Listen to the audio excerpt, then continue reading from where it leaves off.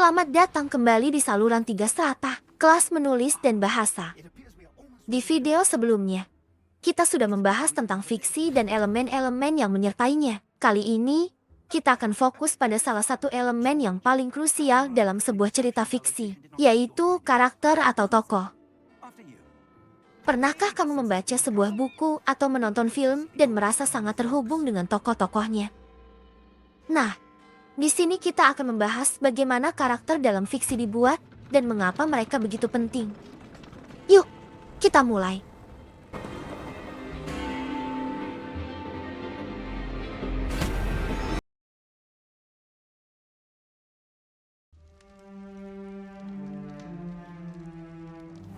Apa itu karakter dalam konteks fiksi? Karakter adalah individu atau entitas yang ada di dalam cerita yang menjalani peristiwa-peristiwa dalam plot. Mereka adalah aktor dalam cerita yang tindakannya menggerakkan plot ke depan dan membantu mengkomunikasikan tema cerita. Karakter bisa berupa manusia, hewan, makhluk fantasi, atau bahkan benda mati yang diberi sifat manusia.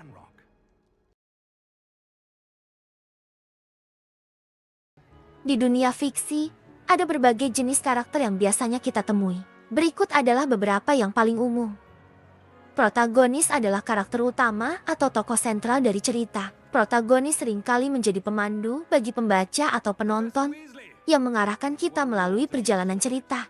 Contoh sederhananya adalah Harry Potter dalam serial Harry Potter. Antagonis adalah karakter yang berfungsi sebagai lawan dari protagonis, menciptakan konflik yang menjadi inti dari cerita. Antagonis tidak selalu harus jahat, tetapi mereka selalu menjadi penghalang bagi tujuan protagonis. Voldemort dalam Harry Potter adalah contoh antagonis yang kuat. Selain protagonis dan antagonis, ada juga karakter pendukung yang membantu memperkaya cerita. Mereka mungkin tidak berada di pusat plot, tetapi mereka memberikan lapisan tambahan yang membuat dunia fiksi lebih hidup. Contohnya adalah Luna Lovegood dalam serial Harry Potter.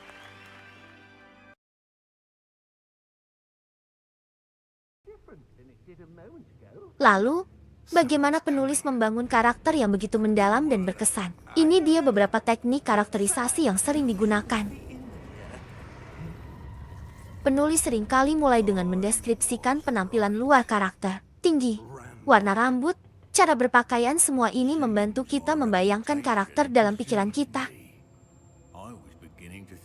Apa yang dikatakan karakter dan bagaimana mereka mengatakannya dapat mengungkapkan banyak hal tentang kepribadian dan latar belakang mereka. Dialog yang baik bisa membuat karakter terasa lebih hidup dan realistis. Tindakan berbicara lebih dahsyat daripada kata-kata, bukan? Bagaimana karakter bertindak dalam situasi tertentu, pilihan yang mereka buat, dan bagaimana mereka bereaksi terhadap tantangan. Semuanya membantu membentuk persepsi kita tentang siapa mereka. Dalam narasi yang lebih dekat, terutama dalam perspektif orang pertama atau orang ketiga terbatas, kita seringkali mendapatkan akses langsung ke pikiran dan perasaan karakter. Ini memberikan kita pemahaman mendalam tentang motivasi dan konflik internal mereka. Contoh-contoh karakter yang ikonik dalam dunia fiksi menunjukkan betapa kuatnya teknik-teknik ini bila digunakan dengan baik. Misalnya, Sherlock Holmes, sebagai seorang detektif jenius, sifat analitis dan obsesi terhadap detail kecil membuatnya sangat menonjol. Deskripsinya yang penuh dengan keunikan, seperti kebiasaannya bermain biola atau mengonsumsi opium, menjadikannya karakter yang ikonik.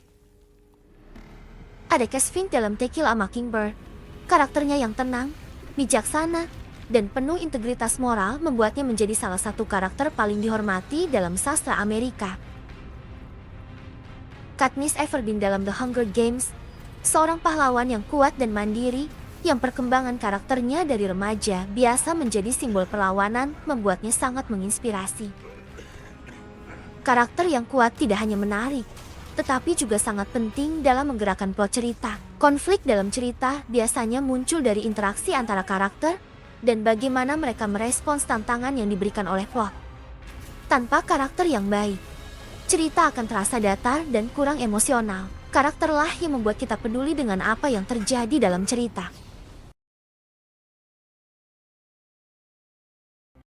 Bagi kamu yang tertarik menulis, berikut beberapa tips untuk menciptakan karakter yang menarik.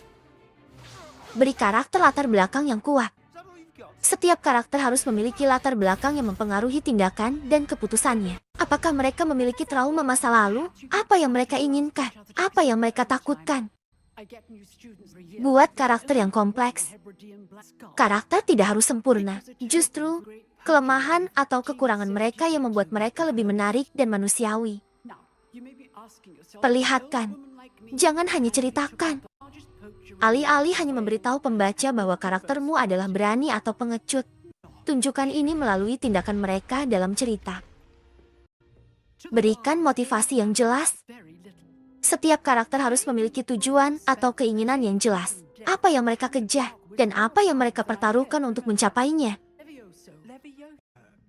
Karakter adalah jiwa dari sebuah cerita fiksi. Mereka tidak hanya membawa cerita bergerak maju, tetapi juga membantu kita sebagai pembaca atau penonton terhubung secara emosional dengan apa yang terjadi. Jadi, pastikan karakter-karakter dalam ceritamu memiliki kedalaman, kompleksitas, dan motivasi yang jelas. Jika kamu suka video ini, jangan lupa untuk like, subscribe, dan nyalakan notifikasinya. Terima kasih sudah menonton dan sampai jumpa lagi.